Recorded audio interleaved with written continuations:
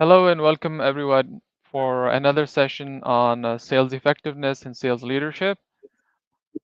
Today we're going to talk about, is sales coachable? Is sales something that can be coached, that can be trained? And if it is, then how effectively we can train our sales teams. We're going to have a deep dive into it. We'll talk about some strategies, some methodologies, what we can use, what we have used, what works, what doesn't work, and that's all based on our experience. With me here, also, I have my partner and my co-host, Simon. I will lean on to him in a second. I'm Wajid Ali, and I'm based out of Toronto, Canada. Good morning, everybody, and thank you for joining. So, as I said, this will be an interesting topic to dive deep into, and I'm sure that it will be beneficial and important, insightful for anybody who's listening and who has tuned in. So welcome again. And hey, Simon, why don't you just go ahead and introduce yourself and then we can just jump into the topic. Thank you, Wajid, and good morning, everyone. Thanks again for joining this new episode, this new session today. As Wajid mentioned, my name is Simon Rodriguez. I'm based in Calgary, Western Canada, and look forward to actually going into more details in this particular session today. One of the things we wanted to focus on is on training, coaching, and to this point is up to what level, up to what point sales is coachable. So I think they're interesting nuggets and topics that we can go through some specific tips and why it's important, obviously, like adopting an effective sales framework in terms of training, in terms of how to approach obviously the market and your prospects. So look forward to discussion today. Excellent. Thank you, Simon. So, Simon, when we were talking about and planning for this session, we were thinking about what are the problems that we are currently facing? What are the challenges that we see almost across the board when it comes to sales effectiveness and sales processes? And one of the gap that we identified is there is a lack of there's a lack of trainings, or B, there are trainings, but there's no set cadence or there's no pattern that actually is repeated within the organization. So we do see there are some trainings available to within the organization, or there's a lack of trainings. I guess there are two different ways of looking into it. And what ends up happening is that if you don't allow salespeople to train, or you don't allow them to get a proper mentorship, then the challenge is that we go back to the square one, and that says that is sales coachable or not? And most of the people think that perhaps sales is something that is like an inbuilt quality, and a person would have a natural instinct, and if he or she doesn't have that thing, then most likely that person would not be successful in sales. So it's sort of a myth that has been in the in the industry for many years, many decades, and that's what we identified as a gap. So before we jump into the actual meat and the actual content of this podcast, why don't we take a step back and just talk about what are the problems that we are seeing in the industry? What are the challenges that we come across in our day-to-day interactions with our sales teams? So, what are your thoughts about it? And tell me, what challenge do you see when you think about it? Yeah, it's an interesting point with it because I think as we go through different organizations, at least that's what I have seen as well throughout the years, it's important to understand what type of business you're in. There are some businesses in which they're more transactional, they're more complex sales, which you and I have talked about with the larger group here in multiple sessions, right? The complexity of sales. So I think that's a good starting point, understanding the business that you're basically proposing, your type of business, your market, and based on that, having a clear and well-structured program, right? Because as you highlighted, there might be gaps, and it's probably not because of the training itself. It might be how that training, that particular methodology, that particular training program has been adapted to your organization. So I think it's important doing that due diligence, understanding first, obviously, how your sales, obviously, from cycles, type of sales, again, transactional versus more kind of a long-term or complex type of sales, and then mapping, obviously, your model, your business model with a particular program that can help you. There are many different programs, and sure, we're going into some of the details today, but yeah, there are programs that focus more on relationships, more than specific data points. So depending on the, again, of the alignment of your organization, you should fit or get the proper fit for the program. But that's a good starting point, is doing that assessment and identification of needs, right? Understanding what are the current gaps from your sales force, your current needs, and then based on that, defining a program, a particular training method that can help your organization. Yeah, absolutely. So that's where we wanted to start from. We need to first identify where do we currently stand, right? What is our current position as an individual, and also as a team, as an organization, right? As a sales leader, it is very important for the leader to understand and to assess his own self, but at the same time to assess the team. Where do we currently stand? What are our weaknesses? What are our strengths? What is our current knowledge level? What are our current skills level? And once we identify and assess that position where we currently stand, then we can, I guess, discuss about the next steps. So I'm just kind of reiterating what Simon said, is make sure that before you even start thinking about, I guess, the next steps on the process under the training, whether sales is coachable or not, first identify where you currently stand, right? And once you identify that situation, that position, then it will become much more easier for you because you know where you are and where you want to go, right? So once you identify that step, Simon, what would you recommend could be a next step? The next step that comes to my mind is, and you can share your thought, but the next step that comes to my mind is, after identifying the needs, is to define a training program, comprehensive training program. You may need some assistance from your within the organization. You may need cross-functional, I guess, inputs from different divisions, but at the same time, you have to develop a curriculum that touch on different aspects of the sales and also provide some product knowledge, some sales techniques that could be objection handling, negotiation skills, customer relationship management, depending on who that person is within your team, what is his or her persona, and then what are the skills that you want to hone for that person. What are the weaknesses? What are the gaps that you want to fill for that particular individual or that particular team? Do you think this is a natural step to go into once you identify the gaps? I will say that's certainly the next step is defining, as you mentioned, that comprehensive program in terms that is feeding obviously the organization needs.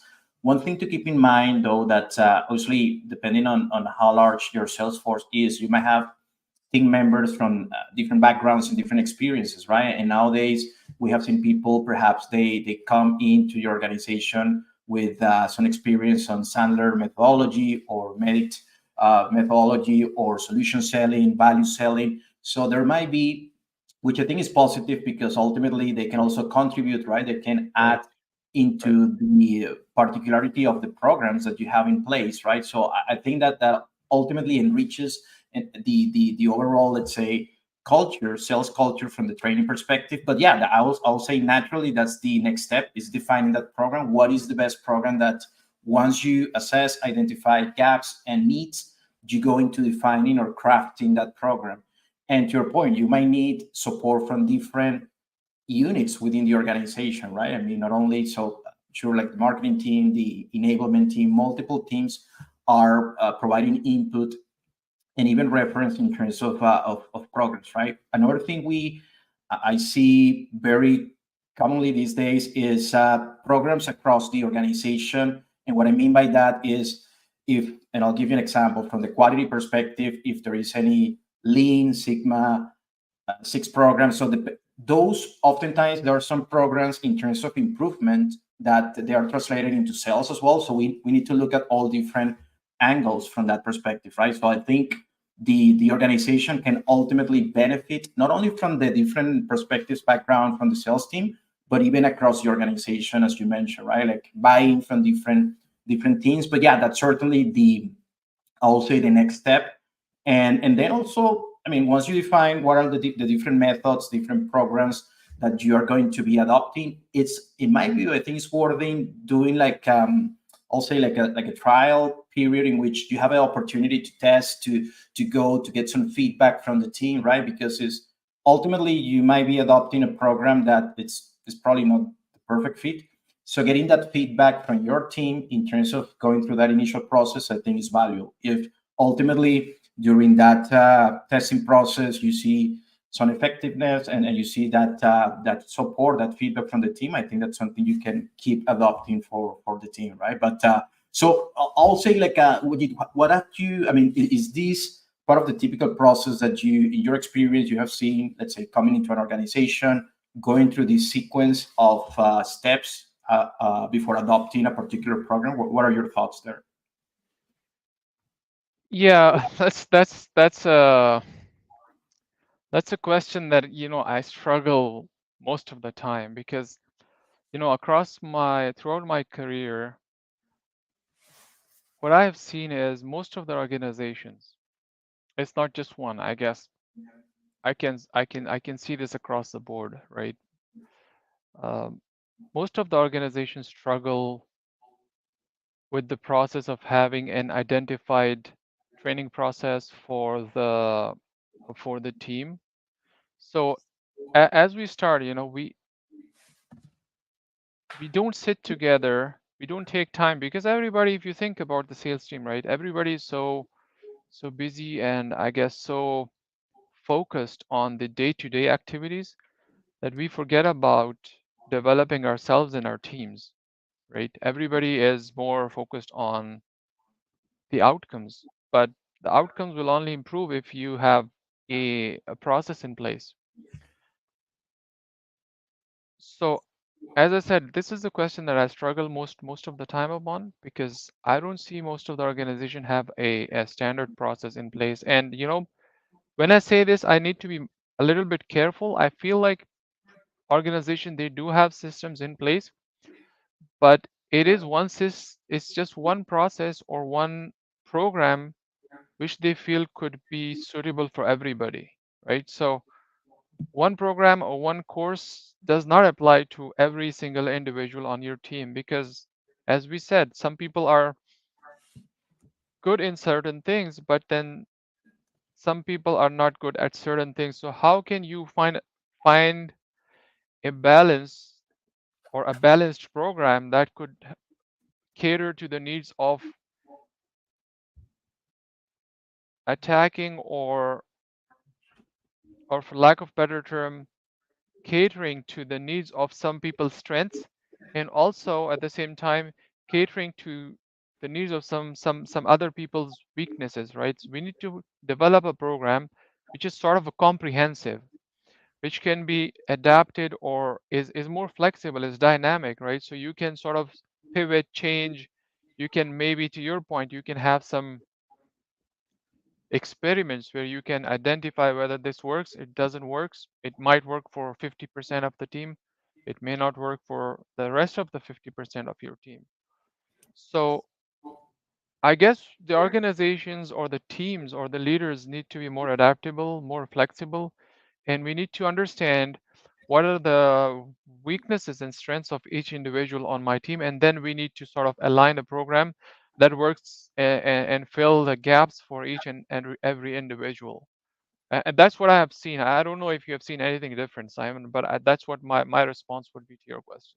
I like the a couple of things that resonated with me is like flexibility. That's similar to what I have seen as well. Is it's oftentimes it's difficult to find programs, sales programs within organizations that have a level of flexibility, right, that can accommodate from different perspectives. The larger the sales team, obviously, the more views, perspective, even approaches you have within your team. So I think that's fundamental, like having a program that is flexible enough to adapt not only with the to the individuals within your organization, different perspectives, but also to your offering, right? Because again, you need to have a custom program that actually works for you as an organization. The other thing you highlighted, which I think is very important, is competing priorities, right? Obviously, in sales, we get in, we want to focus most of our time just, after the sales, trying to close the business, connect, and obviously get things moving, right? In terms of translating that into revenue, into bookings.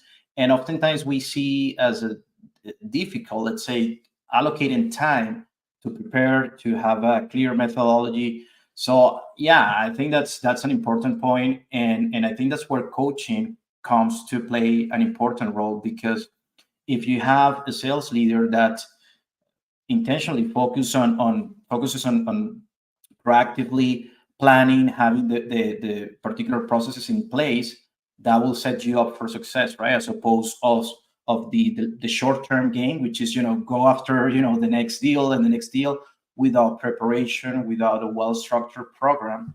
So Right. those are the main two things I took from your input, which I think are important as we go through that journey, right? We start assessing, identifying needs, then we go into a comprehensive training program, but then looking at different angles from what type of programs are we getting? Is it flexible enough, right? Do we get buy-in from different units within the business units within the organization? And Right. it does it provide that opportunity to get feedback, to make improvement, adjustments, and to your point, being able to not seen as a because that's a challenge. I mean, openly, oftentimes we might see salespeople say, okay, well, we don't want to spend 3 hours a week in this training. Those are things, common sense, things that I know. But again, you're trying to get some framework, some structure to your team. So it might feel like a burden sometimes, like allocating that time versus just going after sales, spending time with customers. But it's important. It's important because it will give you that reference. And with that, I mean, in terms of that importance, Wajid, wanted to ask you, I mean, let's say you have the program that you think is going to be, let's say, productive, effective, flexible enough. Now, how would you know that that program is actually working? Let's say you put that training program in place and has been, let's say, 3 or let's say a quarter, 3 to 6 months, perhaps a couple quarters for the training program. How would you measure, and what will, let's say, success look like in your view, Wajid, for these type of programs? Yeah, so that's a good question, right? First, as we go through the process, and we have hit upon some of the key factors there already. So we'll move on to the question that you just asked. How could you measure the performance, and what are the steps that you need to do? So once you have gone through the first couple of steps, you have given enough training, you have established an open communication channel, you have provided enough supporting tools to your training, to your teams. Upon successful training, the next step that naturally comes into is setting clear performance metrics. So we need to have a measurable performance metrics to track the progress. And how would it look like? I mean, every organization is different. As we said in the beginning, as you kind of said in your opening remarks, some businesses are very transactional, right? So for them, the measurement or the metrics will look different as opposed to some of the organization that have complex sales, which takes much more longer time as a lead item, as a lead process, right? So for both these different uh, call it sales functions or sales activities, the measurement or the performance measurement is different. And how we can do it is, of course, there could be, if I were to do it, I would go out and go out with my sales team. If I get that opportunity, I will go out with my sales reps, with my sales managers, maybe, and I will sit with them and see how they are, uh, just kind of shadow them and just to see how they are handling pressure situations, right? That's where I will start. So I will go out with them, maybe in a virtual setup or sometime, if possible, in a physical setup, in a customer one-on-one meetings, and I will sit with them. It could be technical conversations, it could be commercial or pricing negotiations, and I will see how they are performing, how they are adapt adapting to the training that will be given to them, and how they're applying those training methodologies in their day-to-day activities. So that's one way of looking into tracking the performance. But at the same time, we have other tools. We have much more automated systems in place, different CRM tools that are in the process. So you can sort of use those different modules and then identify how each individual on your team is doing, how many number of meetings that person is attending, uh, how productive those meetings are. It could be set up on a quarterly basis. It could be set up on semi-annual basis. I mean, every organization is different. And then every quarter or every semi-annual, you sit together with your entire team and go through the effectiveness of the program. And at that point, you realize that, we have gained some momentum, then I think you're on the right track. But if you realize that you don't see any improvement, then again you have to go back to the drawing board and see what are the things that are missing. So I think I said a lot in my response, Simon, because there's no one right answer to this question on how to measure the performance. Every organization is different, and you have to use different tools and methodologies to ensure that that works for you. But That's right. how would you identify some of the measurement metrics, right? Yeah, it's not easy, right? I mean, to your point, it might be very subjective depending on the organization. What I like though is that you mentioned the kind of combination of the, let's say, more the practical approach in terms of connecting with your sales team, like joining them on some of their customer calls and getting obviously that feedback, like firsthand, right, from your team. How there's are they getting value from the program? Because that's ultimately, I think, being open in terms of getting that feedback from your team. Because I mean, you will know once you start going through a program and you start applying some of the tactics, techniques, you start seeing if it's actually working. Obviously, it will take some time until you adjust and you improve those skills and those obviously uh, training tactics and obviously capabilities, right? But at some point, you will see if you're getting the value. So I think listening to your team is important, right? Getting that feedback from them. Obviously, there are going to be some hard metrics, let's say more tangible metrics, like to your point, like a number of meetings, even perhaps closing rate, like winning rate, right? Of let's say if before the training, before we had a closing rate or a winning rate of I don't know 30%, and Right, then we're seeing in the last 2 quarters right, that that rate is increasing. Well, I right. mean that's a way perhaps that we're getting some value from the training. So yeah, I Absolutely. think there are two ways to look at it, right? From the more anecdotal point of view is that feedback from your team members, and also from the data, right? What's Right, the data telling you, right? right, Are you getting more opportunities? Is your pipeline increasing? right.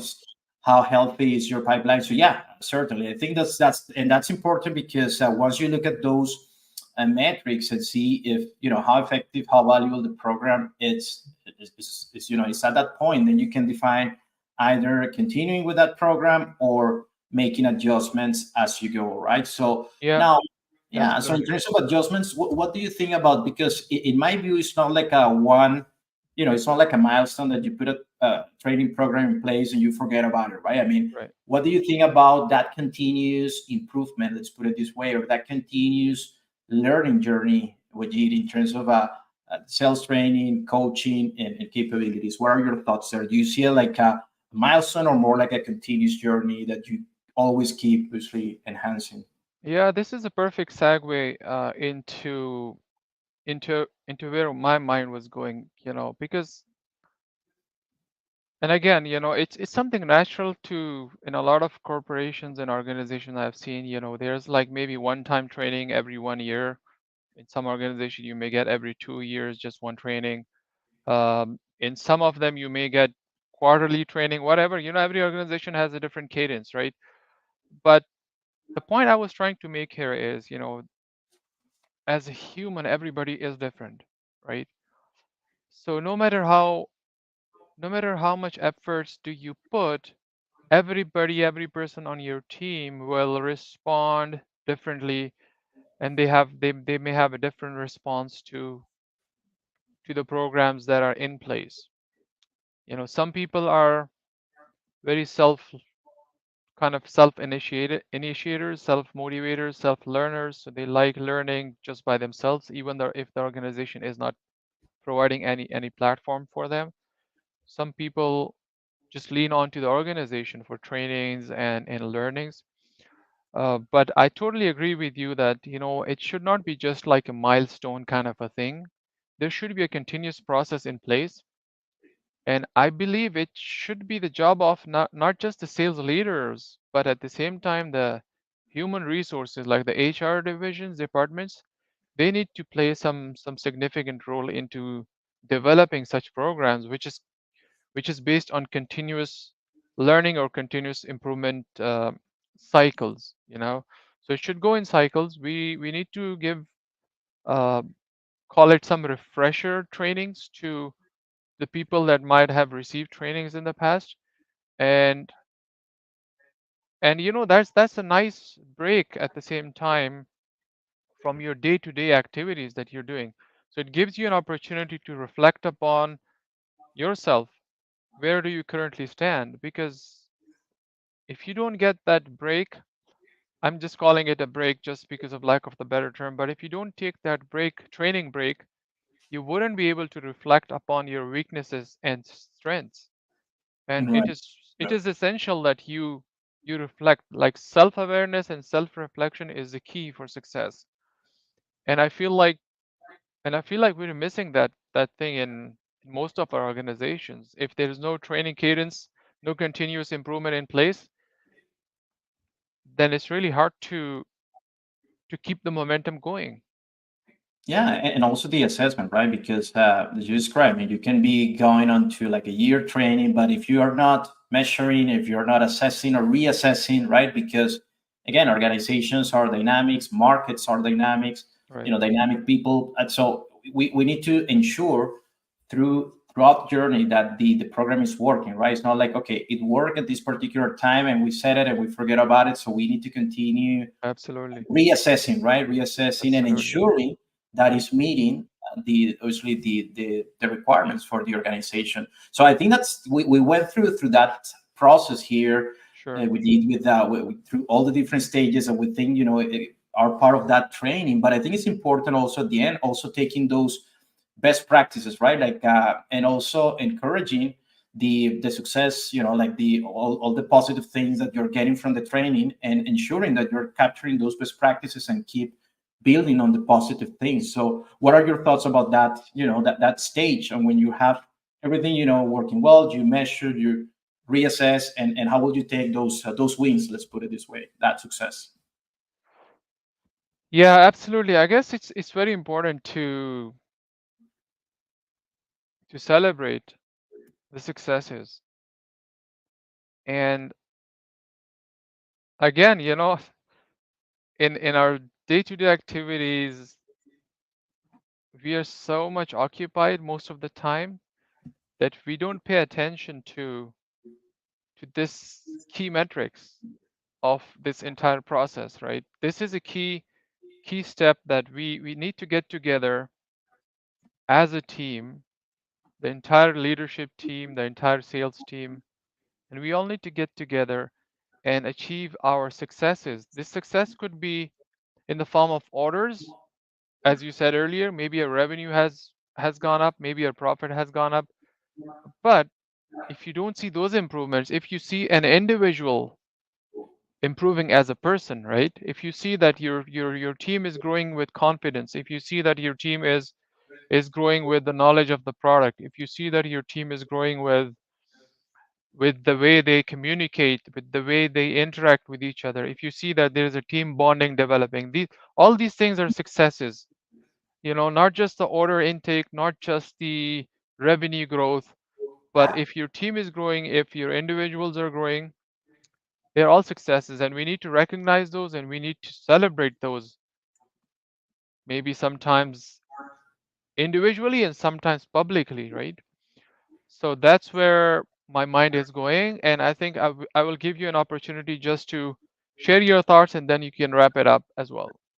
Well said. I think that's ultimately what we want to measure, right? I mean, it's not only the metrics about revenue, but also how your team is feeling, and they're seeing value from the training, and obviously, as that sales culture, how it's improving. So I think that that can help us get that measure of how the training and how the program is working. So I think we were able to cover those important topics today. Again, I mean, we're always open to go deeper into some of these aspects, and we certainly look forward to the next session. Any parting thoughts on your side with it before we close it out?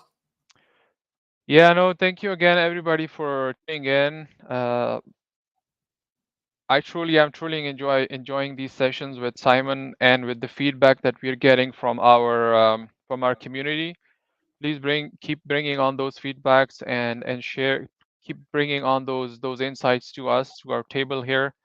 And as Simon said, we would love to address and bring more to your value to your table at the same time.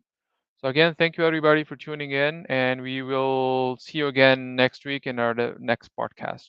Take care. Thanks, everyone. Thank you. Bye.